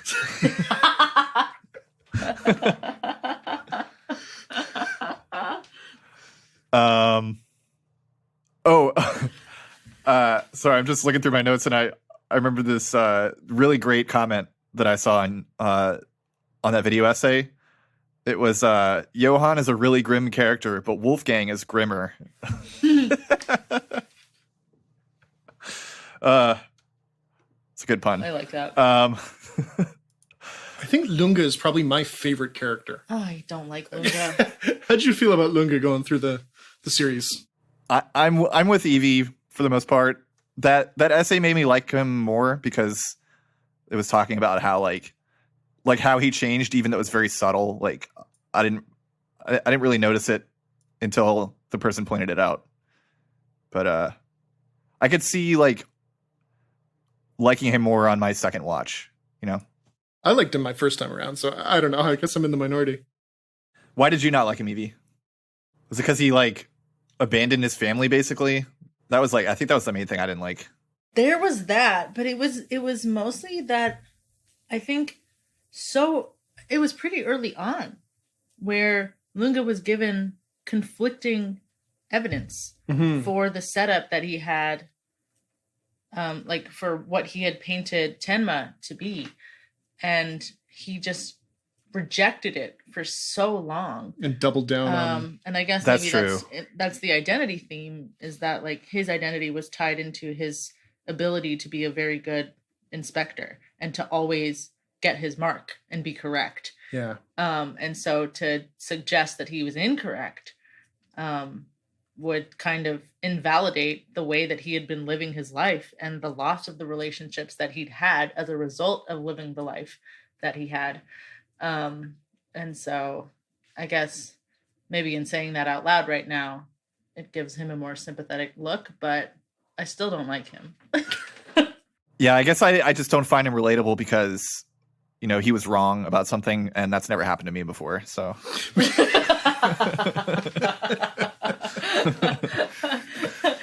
I've never had to deal with conflicting information. So I feel like I would take it a lot better, you know? I think it's just because I love Tenma. Tenma's he's so likable and he's such a sweetie. He's such a sweetie, yeah. And Lunga's just always on his ass, and I'm just like, Javert, stop! Just leave him alone. And he doesn't have a philosophy that I have to disagree with either. I agree that all people have equal value. Yeah, easy to get on board with that. Well, and his conflict, like you see him just so conflicted about it, and you really feel for him. And you know, the journey that he goes on isn't so wild, or it doesn't seem so crazy that he does that. I also kind of got like Hulk vibes from his journey. Like, I guess that's more of just being a fugitive, but just him like trying to travel around Germany reminded me of the Hulk show in a way. Yeah, I can see that. But I guess it is just very similar to The Fugitive, but also with the guy being a monster, a green monster with purple pants. Yeah. Where'd he get all them pants anyway? Oh my goodness. There was I remember I was talking to Tura about just the so you've got the music that sucks you in. You've got the voice acting that sucks you in, and then you also have the way that the environment is drawn, the attention to detail for that environment. You know, Tenma is Japanese, so he follows some Japanese, what's the word for that? Mannerisms? Mannerisms, and like cultural mannerisms, whereas like the other individuals do not. And I was talking to Tura about it, in that a lot of the time in anime, you know, you could have Americans in a high school, but they're still following like the Japanese protocols. Like you take the shoes off and you switch to the different shoes in the high school, like, and all of the students clean in the high school and help. And like, that didn't happen in my high school. So, so like, but that I was talking to Tora about how that doesn't happen in Monster. The way that everything is drawn and done, like down to how the characters interact. It's just, there's no, like they interacted with those Japanese businessmen at one point, and then the bowing happened, and it was like pointed out how it was different. And I don't know how to like grasp what I'm trying to say, but it just feels like the dub makes it sound even more extreme too, because they were like, "Oh, Domo." I did notice there was one cutaway scene though where Nina's talking to like some cafe owner. This was around the library arc. And she like gives him a slight bow. Oh, did she? When he like gives her some information or something. Oh, interesting. So maybe a slip up there, but yeah, I think you're right for the most part. Yeah, I was struck with how accurate it is. Maybe he spent some time in Germany and the Czech Republic when he was on tour as Bob Lennon. I don't know. But like he clearly had done a ton of research. And there's a few instances that I've heard of where that doesn't quite work right. Like the high school ones where they act Japanese comes up. Another one, it was Silent Hill 1 or Silent Hill 2. A big part of whichever game it was takes place in an abandoned high school. And they'd clearly done a bunch of research and had a bunch of photographs of what the American high schools look like. And everything was like well modeled and rendered to look like an American one, with all the references, and the chalk looked, I don't know, just like a lot of little things that they had clearly matched their attention to detail. But what they very clearly didn't have reference for was the rooftop. Because at one point you go up to the rooftop and you step out there and it's got a chain link fence around it and benches, and it's a Japanese high school rooftop. Every time I see that in an anime, I'm like, man, I wish my high school had that. It looks fucking kick-ass. Yeah. So yeah, it's neat when you have these like Japanese creators working off of source material and getting everything, you know, very authentic and right based on their research. And those little slip-ups show that, you know, they're just working with what they know, and rather than from what they've actually seen. And Monster does an exceptionally good job of that, I think, which is neat because, you know, there's a lot of fetishization of Japanese culture by the West, Americans, weeaboos, whatever. Even in the series itself. Yeah, that's true.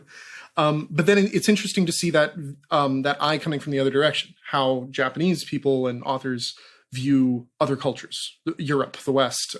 He got like all the trains right, which is interesting because that's not what Japanese trains look like. But he had clearly gotten right, and that's such an integral part of the Japanese experience. I wouldn't have been surprised if he had like just drawn it to be more like their own, but he didn't. He did it just like a European like overnight train would look, and it was cool. Yeah, I have to imagine he must have traveled around that area, right? Yeah, I think so. And like all the architecture is so decidedly local. Yeah, all the stuff that happens in Prague makes me want to go visit Prague. It looks beautiful. Yeah. Mm-hmm. Have either of you been? Oh, we were talking about this yesterday. Didn't you say you'd been to Germany, right? Yeah, I've been to Germany and like passed through Austria, but I haven't seen any part of the Czech Republic directly. But as far as like the German parts looked, I mean, yeah, you have these green forests and old architecture along with modern buildings. Yeah, like very exactly what I was expecting to see. I especially loved that the couple episodes that were in that remote village where Tenma was hiding out for a little bit. With the village doctor? Yes. Yeah, I liked that. Very pretty scenery. That was, oh my god. That was one of the episodes where I was like, okay, I'm definitely going to like pay attention to the scenery in this. show. Oh my gosh. And Dieter. Yeah. Oh, Yeah. Yep. what a wonderful little cherub. I love Dieter. He was so good. And he was good for Tenma. Like, it was good that he was there around with Tenma. I think he helped. Yeah, do you think Tenma might have like actually killed Johan if Dieter wasn't around? It's funny because like that's what like the final culmination thing is. They're in a standoff because Johan has Dieter, right? Yeah, and he's trying to force him to shoot him. And I think Dieter helped him stay sane and hold to his morals. I think helped Tenma. Yeah. And it like there's a few times where both Nina and Dita say something along the lines of, "We have to go and stop Tenma. He's gonna kill Johan. He's gonna become a murderer." And they are sort of following him around, trying to save his, I don't know, his soul or something. Like just Hold him accountable. Yeah, prevent him from becoming the thing that he's. That's such an interesting conflict between like, I'm now responsible for putting a murderer in the world, but I don't want to become a murderer to stop that, but I have to. So Tenma's like in turmoil. Yeah, but he also shot Bobbert. He did. He didn't kill Bobbert. Yeah, but he thought he killed Bobbert. That's true. That's true. Roberto. He thought he killed Roberto. I don't know why, but I just hate him more. I think I viewed that as like less tragic than if he had killed Johan. Like, oh, it's just Roberto. That's fine. He can die. All lives are equal except for everyone else in Roberto. How did you feel about that? That like it wasn't Tenma who killed, well, who quote unquote killed Johan, but like who shot Johan to kill him. Yeah, it was Vim's father. Yeah.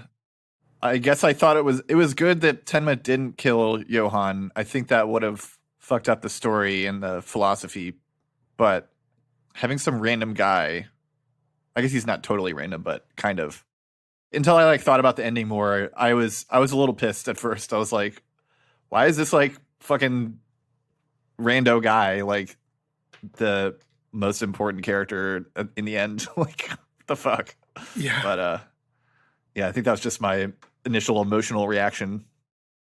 That was something I definitely wanted to discuss with you too, is what did you think about the ending? Like, what do you think they were going for with that? Do you think it worked?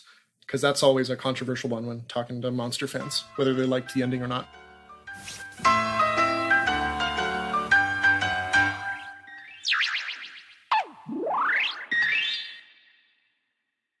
Yeah, I mean, it did seem like things were dragging out a little bit toward the end. But I think part of that was just the fact that I was like watching it all in a row. I think if I were like following this as like a TV show that came on weekly, it would have felt a lot different. But I think at a certain point I was like, all right, well, I know something's going to happen at the end, so let's get it over with. So I guess listeners, if you are going to watch this, I would recommend not binging it all at once unless you are extremely into it. You know, I liked it. The reason I never answered the question, but the reason that I started watching it is because I saw this random anime nerd on TikTok saying like, these are the only 10 out of 10 series that I've ever seen. One was the Tatami Galaxy, one was Monster, and there was like two others, I think. But I was like, oh, I'll check those out. And so Monster was the first one that I started. Oh, cool. And yeah. And yeah, like I said, I watched it probably over a period of like 2 weeks. I was just like watching it from the time I got off work until almost the time I went to bed, like every day. So yeah, I would pace myself more if I had to rewatch it, because yeah, I think things will feel like if you're not enjoying or engaging with the development of each character instead of just following the story, I think that's the big problem. Is like I was just interested in the story and not the character development as much, and so it felt slower because it was. I mean, it's a heavily character focused series, so the story is a little complex, but it definitely could be told in like 13 episodes, I think. Mm-hmm. How did you feel about the ending? I can't exactly remember what I told you about my feelings about the ending, but like thinking about it in retrospect, I was really angry about Grimmer's death scene in particular.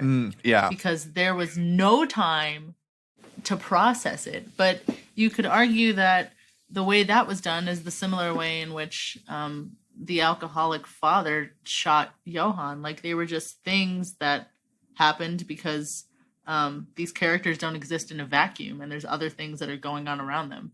Mm-hmm. Just because they're the main ones that we're following doesn't mean that there aren't other people who live in the universe that can enact change. that being Grimmer's death or Johann's almost death. So I guess I feel less angry about it now, but it was just the way that Grimmer was developed was so slow and beautiful, and like the way that his death was done was just, it felt disrespectful. I was mad, but I agree. He was my favorite character, I think. And with respect to the ending, Johann and Nina's mom gives Tenma their names. We don't hear that. Mm-hmm. And Tura and I were talking. We're pretty sure that probably. So Tenma tells Johann that his mother loved him for sure. I remember that. Mm-hmm. And then we are pretty sure probably that Tenma tells Johann what his true name is, I guess. Yeah. And but I don't know that I don't think we actually hear that, but I think Tenma does tell him. And then the next time we see him, he's gone. What if his real name is Kenzo?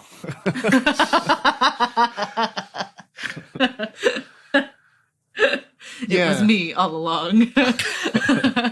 Kenzo Liebert. But I don't know. I don't remember feeling angry about it. It's just to be quite literal, it's a window of opportunity. Mm-hmm. And you just like you don't know how Johann was before his mother relinquished Nina to the mansion. You don't know how he's going to be after. You don't know what he's going to do. I mean, everything's in rose-colored glasses at that point. Like you see Nina vibing, enjoying her life, hanging out with friends. Oh, whoa, Tenma's here. He's back from his Doctors Without Borders. Like, let's go hang out. Like, it's it's very slice of life at that point. But I don't know. I don't know what Johann's going to go on to do. Like, maybe he'll just live a normal life. Maybe he won't. I think the ending was successful at killing Johann's fantasy, so that like the being alone at the end of the world is not a viable option for him anymore. He's abandoned that. And the perfect suicide is also not an option anymore because he's not a monster without a name who can delete all reference to himself. He has a name now. He has a name. And at one point Tenma goes like, your mother loved you, you know, and she gave you names. And then it doesn't tell us what the name was, which is a good choice because if they actually gave the actual name, then there's a lot of people that just like wouldn't like the name and it wouldn't land as well. But whatever the name was, Johann was told it, and that ended his ability to cling to the storybook narrative for his life, I think. But then he just leaves, and he's still as dangerous as he was before by all accounts. So like a lot of people are frustrated with that because you just let the psychopath back out. Like, but what are you doing? Yeah, and so, I mean, they leave it so open-ended. I recall from earlier watches that I thought the ending was really good, and it resolved well, and I was happy with it. And I was less so this time around. I understood it better, I think, but I was less satisfied. And you told me I would be satisfied with it. I think part of it was, like, sometimes I really like reading into subtext and figuring out what Orca's trying to say, and sometimes I'm like, all right, just tell me what you're trying to say. And I was a little bit hoping that they would like engage with that question more directly of like, well, what are the choices, like what are the potential outcomes of letting Johann live or killing him, you know? But another thing in what you were just saying that I was thinking about was like, according to Johann's philosophy, you know, the only reason that he was alive is because he was chosen by fate, blah, blah, blah. And in the case of the perfect suicide, the fact that it failed kind of says that he was chosen by fate to like not be like a nihilistic piece of shit, I guess. Yeah. So like fate has basically told him to grow up and like find a reason to live and not kill a bunch of people constantly. Yeah. I don't know. You never follow Johan. No. He's always secondary. That's true. You only really see him when he's doing evil shit, right? He's around for a bit, like partway through when you have Hans-Georg Schubert and his son, and like that whole arc of the legitimate versus illegitimate son and getting the inheritance and all that. He's around at the school a decent amount there. I think that's the most that he's ever like part of the normal narrative. But you never follow him. You No. always follow Nina or Tenma or the psychiatrist. He's never doing slice of life stuff. He's only doing sinister, evil supervillain stuff. Like having evil conversations and looking at people in an evil way. Yeah, spying on people. Oh, that's normal. Maybe he's eating at a cafe. No. He's spying. One of the video essays that I saw, I think I stopped it like halfway, but it was like, why Johan is such a good villain, and it was like the person was just like, Johan is such a good villain because he's just so evil. He's just bad, and like that makes him cool. He's like so evil. Like, okay, cool, man. Thanks for your essay, I guess. I think he's an interesting villain because, and I think Nina said it. I think Nina said he doesn't want anything. Mm-hmm. Yeah. And you're just always several steps behind Johan, and you never follow him.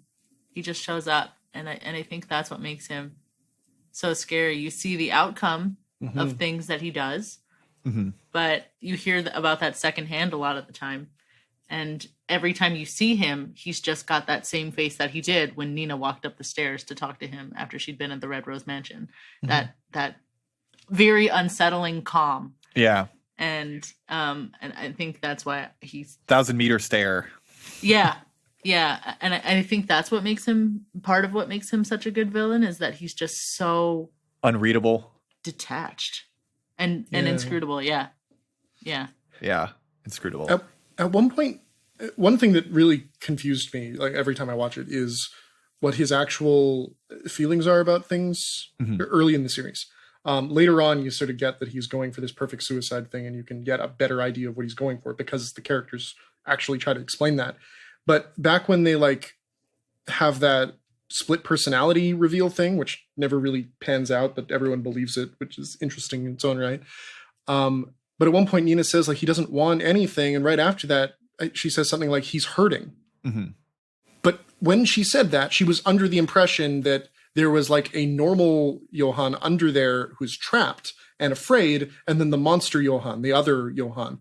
But she was wrong about that. There is only one Johan. So what is he actually feeling about all these things? And you never really get that. It's always left ambiguous, and so many people are wrong about his mental state when they try to give explanations about him. Yeah, he never has that villain's monologue sort of thing. Yeah, he never tells you. There were like some very subtle cues in the good video essay that I watched that person brought up, and they were basically talking about how like he's like completely anhedonic, like he experiences no pleasure in anything, and he showed the example of Johan being at this cafe that has like a world-renowned cup of tea or coffee. I can't remember which one it was, but he drinks it and just has like zero reaction to it.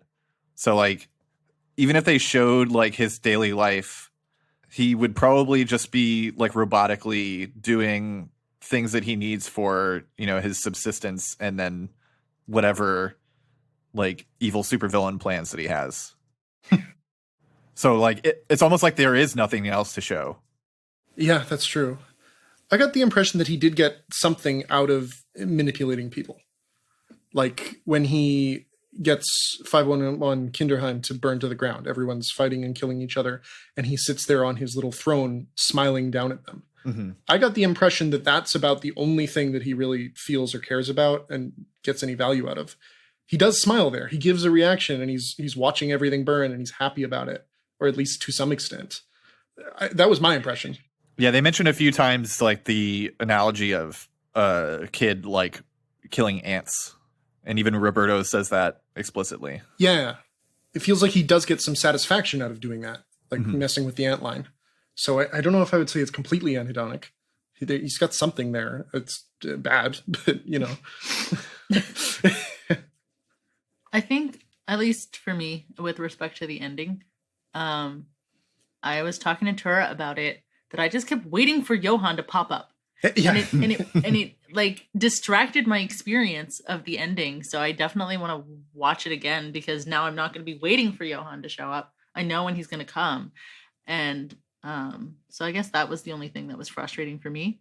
I think that happened to me as well, now that you mention it. Yeah, and it was hard to pay attention, and there were so many things going on, and it was hard to pay attention to them, because I'm just like, when's our boy gonna pop out? You know, when's he gonna show up? Yeah, the whole Ruhenheim arc at the end. I think it's also like an expectation from the fact that it's an anime. You're like, oh man, whenever Johan does finally show up, it's gonna be something epic, you know? Yeah. Like an anime. And it's anticlimactic. Yeah. Right. Which is a completely valid choice, but if you're looking for something else, then it can be very frustrating. Only other thing I wanted to add here is I earlier mentioned some other research topics that I did, and I don't want to get properly into them, but I know that some viewers might have or listeners may have caught on to that and like, when are they going to come back to it? The stuff was on experiments that are done on children. One of them was about like a re-education detention center in Eastern Germany. Then there was one study about getting children in like oppositional groups that hate each other to reduce that intergroup friction. And then the last one is about like infants that are denied interaction with caregivers or other people, and how that extremely harms their development. If you're interested to read more about that stuff, it's miserable, by the way. Yeah. But there are links on the bottom of the 511 Kinderheim page on the Monster Wiki that go into a bunch of this stuff. So like you can do your own reading and do your own crying about this one, because I don't really want to talk about it.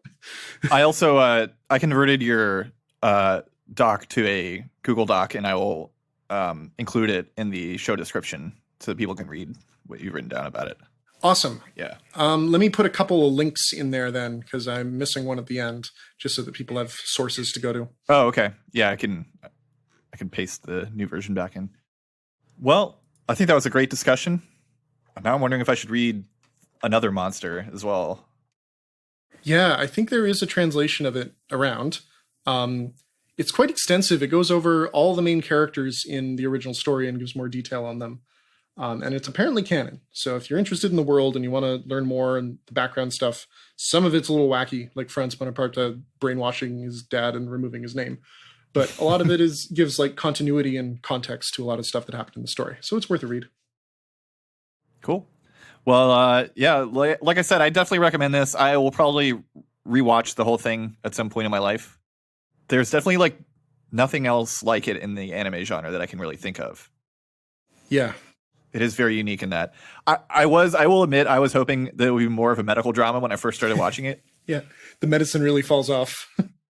But, because I've always thought that could be a good thing for anime to try as a medical drama. But apparently, Urasawa's editor did not agree with me. So that's probably why they don't have those. Yeah. So is there anything either of you would like to plug? Don't think so. We are going to move soon. I don't have any active projects right now. I talked about some stuff in the earlier episodes, but that's all gone on the back burner. Yeah. So. Are you moving anywhere cool? We're going to Georgia. Oh, so no. Just kidding. It'll be interesting. Get to see the South. Yeah. All right. Well, Tura, Evie, thank you so much for coming on. I had a great time. Yeah, we did too. Uh-huh. If you two ever watch another anime together, I would love to have you back on to talk about that one. That would be cool. We'll let you know what we've seen and see if you want to come chat about it. Yeah. Maybe we'll coincidentally watch another 10-year-old anime at some point in the future. All right, great. Well, thank you for coming on again. And one thing I have to mention, since I've had a hard time finding guests, everyone is like trying to get back to their lives or finishing up school. I have obviously not been able to produce new episodes, but last week, as I briefly mentioned, I made a video on the basics of anarchist political economy, and that is now up on YouTube on the Neighbor Science channel. I started like a little playlist called Neighbor Science TV, and I'm planning to do some other ones. I started working on one about nuclear power, so look forward to that. You're doing a little MOV as well, right? A little what now? MOV? Oh, AMV? Yeah. Yeah, that's the one, yeah. Yeah. I started a monster AMV, actually, to the song A Sonnet to Both Ugly and Murderous by Page 99, which, if you've never heard that song, I would recommend listening to it because it, like Monster, is unlike anything you've ever heard before. It's crazy. And I mean that literally. It's crazy. But yeah. So look forward to that. That'll probably take me a while too. But it'll be fun. All right, that's all I have. So thank you again for listening. Bye-bye. If you enjoyed this episode, be sure to check out our other episodes on every podcast platform, including Spotify and YouTube. We would love it if you left a nice review on iTunes, which helps people get the show in their recommendations, or tell your friends if you're cool enough to have those. We have a low-key merch shop at Teespring with some cool shirt designs. I know it's not really good to use them, but until there's significant interest in merch, it would be pretty impractical to do a run of merch from a proper printer. So if people are interested, let us know. You can follow us on Twitter at NeighborSciPod. If you want to support the show and help pay our producer, we have a Patreon, patreon.com/NeighborScience. Our producer for some of our episodes is Casino Socks. You can check out his music at soundcloud.com/CasinoSocks. And finally, you can check out our website, neighborsciencepodcast.com, which has tags on all our episodes. So if you're looking for a particular subject, it's much easier to find on there than just scrolling through the entire list of episodes in your podcast app. And thanks again for listening.